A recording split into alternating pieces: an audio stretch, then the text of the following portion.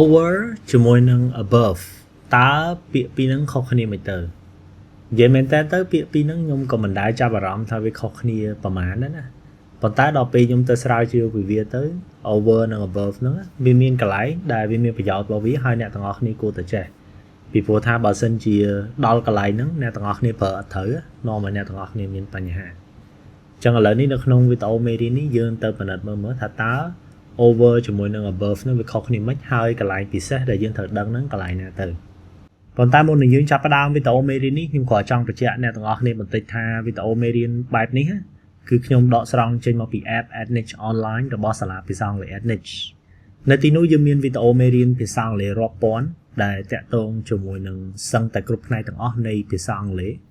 មានតាំងពីវេយ្យាករណ៍ writing test IELTS test TOEFL vocabulary លក្ខណៈ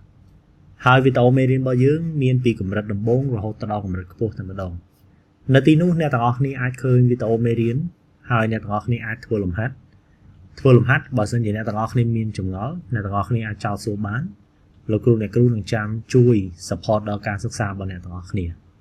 ចាប់អារម្មណ៍ចង់ប្រើប្រាស់ app Edniche online សូមតាក់ទងទៅ Telegram ដែលមានលេខ011 45 5567ឥឡូវនេះយើងចាប់ផ្ដើមមេរៀនរបស់យើងទាំងអស់គ្នា over or above when we use above as a preposition it means higher than its meaning is close to that of the preposition over អត្ថន័យរបស់វាបើនិយាយពីរឿងពីលើអ្នកទាំងអស់គ្នាប្រើបែបហ្នឹងគឺដូចតែគ្នាពីហ្នឹងប្រើ above ក៏បានប្រើ over ក៏បានដែរនិយាយមកឧទាហរណ៍ the sign over or above the door said exit គេថាស្លាកសញ្ញានៅពីលើទ្វារហ្នឹងគឺវាប្រាប់ថាជាស្លាកសញ្ញា exit ចឹងនៅហ្នឹងយើងដាក់ over ក៏បានដាក់ above ក៏បាន the waves came up over or above her head and she started screaming គេថាទឹករលកហ្នឹងគឺវាបានបក់មកផុតក្បាលរបស់នាងហើយនាងបានចាប់ផ្ដើមស្រែកប្រោយអញ្ចឹងឃើញពេលនិយាយរឿងពីលើអញ្ចឹង over ក៏បាន above ក៏បានដែរអាហ្នឹងករណីទូទៅរបស់វាឲ្យប្រើបានទាំងពីរឥឡូវយើងទៅមើលករណីពិសេសវិញករណីពិសេសទី1នៅទីនេះគឺ we don't use over to mean higher level បើសិនជាយើងនិយាយជាលក្ខណៈកម្រិតវិញកម្រិតខ្ពស់ជាង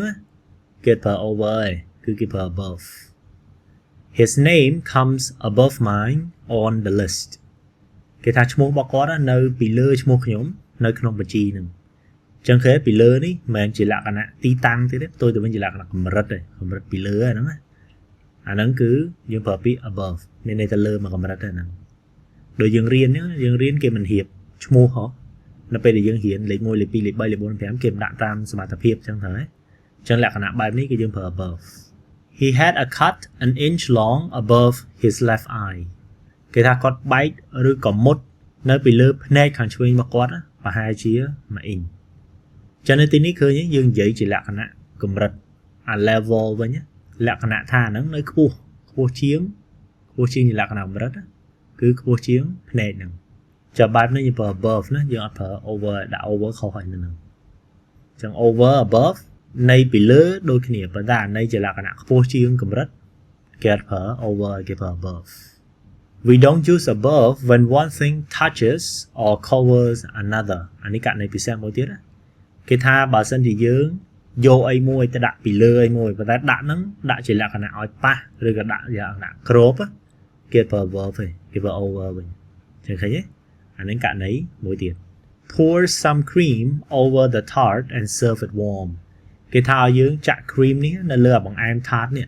ហើយយកឲ្យគេហូបទាំងក្តៅអញ្ចឹងទៅអញ្ចឹងគ្នានេះចាក់ពីលើចាក់ឲ្យប៉ះហ្មង